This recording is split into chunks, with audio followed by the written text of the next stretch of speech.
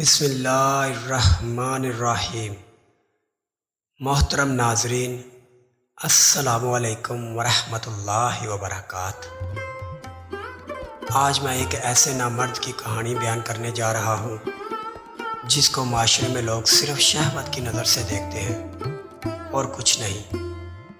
یہ واقعہ 1976 کو پاکستان کے ایک گاؤں علی پور کا ہے۔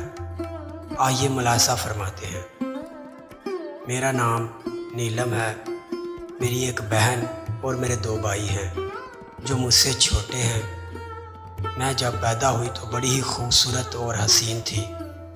میرے والد صاحب اور میری والدہ بہت ہی خوش تھے کہ ہمارے ہاں بیٹی پیدا ہوئی ہے، لیکن کچھ سال گزرنے کے بعد پتہ چلا کہ یہ تو نامرد ہے، یعنی خواجہ سرا ہے۔ اب میرے والد صاحب مجھ سے نفرت کرنے لگے تھے۔ کچھ سالوں کے بعد میرے اور 2 بھائی اکٹھے یعنی جڑواں پیدا ہوئے۔ کچھ سالوں کے بعد ابو امی سے کہنے لگے ہمیں اللہ نے اور 2 بیٹے عطا فرما دیے ہیں، ہم اس نامرد کو خواجہ سرا کے ہاں چھوڑ آتے ہیں۔ امی ابو سے کہنے لگی وہ کیوں، کیا یہ ہماری اولاد نہیں ہے؟ ابو کہنے لگے نہیں، یہ صرف بدنامی ہے میرے لیے، اس کو میں خواجہ سرا کے ہاں چھوڑ آؤں گا۔ ایک دن امی اور ابو جھگڑ ہی رہے تھے کہ اوپر سے میں آ گئی۔ ابو نے مجھے زور سے تھپڑ مارا اور کہا چلو اندر دفع ہو جاؤ، پر امی نے مجھے سینے سے لگا لیا اور ابو سے بولی خبردار اگر اس کو مارا یا اس کو گھر سے نکالنے کی کوشش کی۔ ابو خاموش ہو گئے اور باہر چلے گئے۔ اب میں اور میرے باقی بہن بھائی بڑے ہو رہے تھے۔ میں اب اور زیادہ خوبصورت اور حسین ہوتی جا رہی تھی۔ اب گاؤں کے اکثر لڑکے مجھے تنگ کرتے اور کئی تو مجھے اپنے بستر پر دیکھنا چاہتے تھے۔ جہاں میں ان سے پریشان تھی، ادھر میرے والد صاحب بھی مجھ سے پریشان تھے کہ اس کو گھر سے کیسے نکالیں۔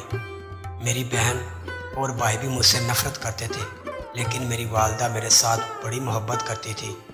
ایک دن اچانک میری والدہ کی موت ہو گئی۔ اب گھر میں اکیلا تنہا محسوس کرنے لگی۔ ماں کے مرنے کے بعد میں نے کام کرنے کی کوشش بھی کی، لیکن لوگ مجھے بس شہوت کی نظر سے دیکھتے تھے، جس وجہ سے میں کام بھی نہ کر سکی۔ اب میرے والد اور میرے بہن بھائی مجھے ایک پل بھی اپنے سامنے نہیں دیکھنا چاہتے تھے۔ ایک دن ان سب نے مجھے گھر سے نکال دیا، یہ کہہ کر کہ تم بس ایک لعنت ہو ہم پر، دفع ہو جاؤ اس گھر سے۔ ماں کے مرنے کے بعد میں پہلے ہی بڑی پریشان تھی اور اوپر سے اب میرے پاس گھر بھی نہیں تھا۔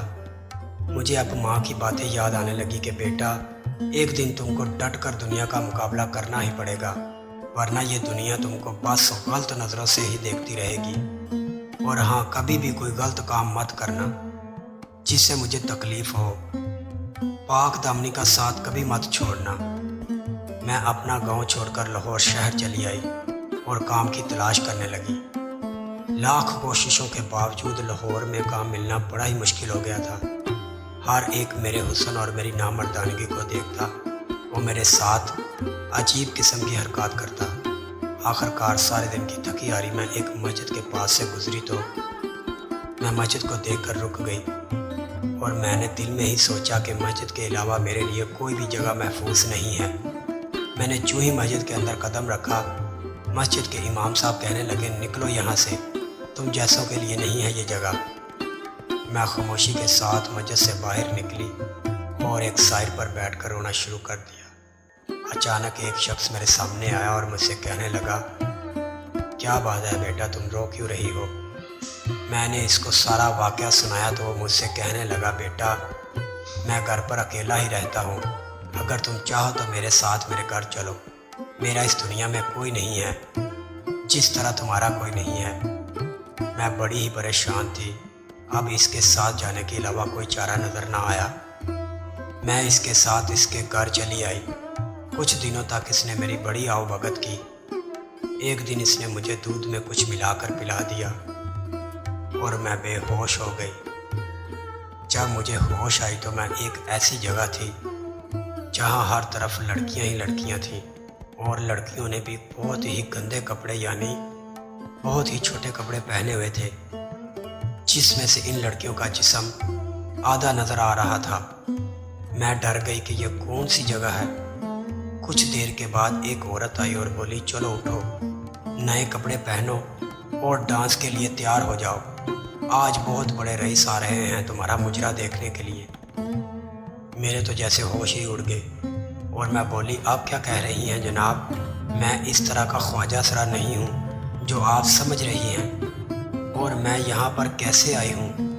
اس عورت نے کہا وہ آدمی تم کو میرے پاس بیچ گیا ہے، میں نے تم کو 2 لاکھ روپے میں خریدا ہے، میں کبھی بھی اس کو 2 لاکھ نہ دیتی، پر تم بہت خوبصورت ہو اس لیے میں نے اس کو 2 لاکھ دے دیے، اب چلو تیار ہو جاؤ۔ میں نے لڑکھڑاتی ہوئی زبان سے پوچھا یہ جگہ کون سی ہے؟ اس عورت نے کہا یہ ہیرا منڈی ہے اور یہاں پر لوگ پیسے دے کر حسن خریدتے ہیں۔ میں نے کہا میں یہ کام نہیں کروں گی اور نہ ہی مجھے ڈانس یا مجرا آتا ہے۔ اس عورت نے کچھ آدمیوں کو بلایا اور کہا اس کی خوب خاطرداری کرو، جب یہ مان جائے مجھے اطلاع کرنا۔ ان آدمیوں نے مجھے خوب مارا اور آخر کار مجھے مجرا کرنے پر آمادہ کر لیا۔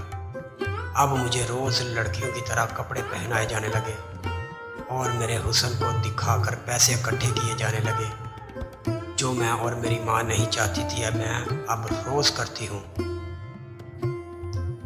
اب سب کچھ ختم ہو چکا ہے، اب میں نہ چاہتے ہوئے بھی اس دلدل سے نہیں نکل سکتی اور نہ ہی میرا کوئی گھر ہے۔ میں پوچھنا چاہتی ہوں کہ مجھے اس دلدل میں کس نے ڈالا ہے، میرے گھر والوں نے یا میری قسمت نے یا اس آدمی نے جس پر میں نے بھروسہ کیا تھا؟ کیا ہمارے کوئی حقوق نہیں ہیں؟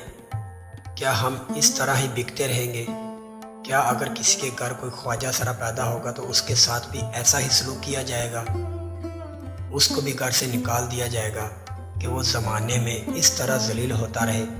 اگر ماں باپ نے اپنی سوچ نہ بدلی تو میری طرح پتہ نہیں کتنے خواجہ سرا نہ چاہتے ہوئے بھی بکتے رہیں گے۔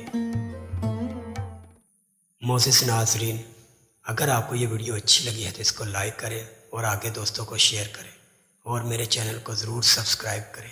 شکریہ۔